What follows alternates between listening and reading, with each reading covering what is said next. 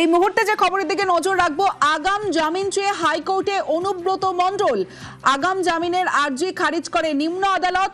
এবার আগাম জামিন চেয়ে হাইকোর্টে অনুব্রত। ঠিক কি কারণে আগাম জামিন চেয়ে হাইকোর্টে অনুব্রত মণ্ডল জানাবে। অর্ণব হাজরা রয়েছে আমার সঙ্গে।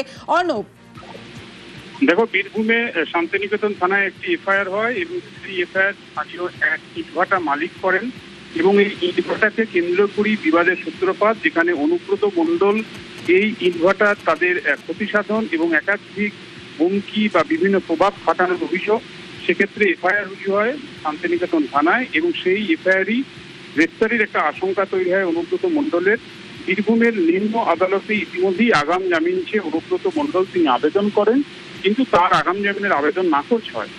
নিম্ন আদালতে আবেদন নাকচ হওয়ার কারণে কাজেই গ্রেপ্তারের আশঙ্কা যায় না অনুব্রত মণ্ডলের। তাই এবার কলকাতা হাইকোর্টে আগাম জামিন চেয়ে অনুব্রত মণ্ডল আবেদন করেছেন। মামলাটি বিচারপতি তীর্থঙ্কর ঘোষের বেঞ্চে বিবেচনাধীন। যদিও মামলা বিচার্য তালিকায় প্রায় 957 নম্বরে রয়েছে, অর্থাৎ 957। কাজেই চলতি সপ্তাহে মামলাটির শুনানির সম্ভাবনা তৈরি হয়েছে এবং এই মামলা শুনানি যতক্ষণ হচ্ছে ততক্ষণ একটা কোথাও গ্রেপ্তারির আশঙ্কা বা পদক্ষেপে পুলিশের পদক্ষেপের একটা আশঙ্কা অনুব্রত মণ্ডলের রয়েছে। বেশ।